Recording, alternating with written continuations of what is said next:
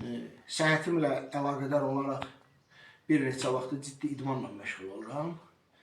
Məndən də ciddi profesional səviyyədə məşğul olan dostlarım, yoldaşlarım deyir ki, pastayanla özümlə akkumulyatorla işləyən kolonka, yəni elə bahalı bir şey deyir, onu gəzirirəm.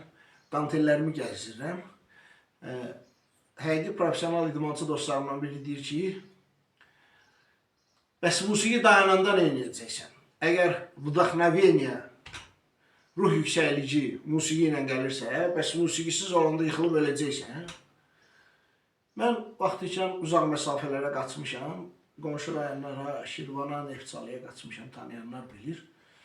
Və qaçanda, uzaq məsafəyə qaçanda yol boyu, ola bilsin mən yanılıram, yol boyu düşünəndə ki, indi tutalım Qəhrəmanlı kəndidir, Surra kəndidir filan məsələn, bu psixoloji baskıdır.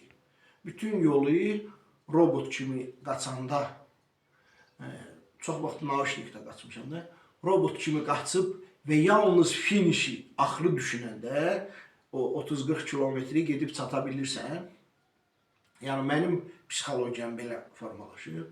O dostuma da deyirəm ki, mən o musiqiyə gür səsi ona görə verirəm ki, əlavə şumları, küyləri kapatın.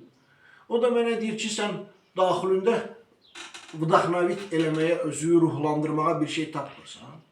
Əzizim, canım, gözüm, səni də demişəm, yenə də deyirəm. Hər bir insanın beynində ölüm fırlanır ki, gec-tez mən öləcəm.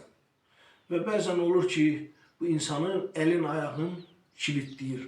Necə deyirlər, ekspertlər demişkən, hündürlükdən yıxılan yerə çatmamış, göydə ürəyi partlayıb ölür. İndi bütün bu həyat da göydən yıxılmaq kimidir. Ölüm qorxusu daim bizim beynimizdə, bizi yaradan belə yaradıb. Yəni mən musiqi ilə idman eləməyimə belə haqq qazandırdım. Bu qədər.